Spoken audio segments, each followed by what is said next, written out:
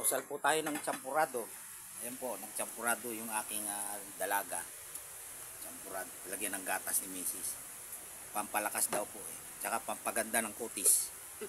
Kaya po ang aking kutis hanggang ngayon ay napakakinis. Aroy. Walang kakupas-kupas ang aking kutis. Champurado po, ayan po ang pampapogi, pampagwapo, pampakinis ng kutis. Ang aming ay nahalong gatas, yan. Kaya po tingnan nyo po, mapapansin ninyo ang aking kutis. Walang pagbabago. Dahil pagka umaga nagchachampurado kami. Yan, lagyan mo ng gatas yan.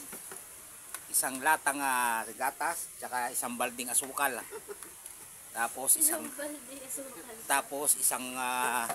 talyasi na champurado niluto ng aking dalaga. Yan, isang talyasi po yan, malaking talyasi. Tapos isang drum na latang sardinas na gatas.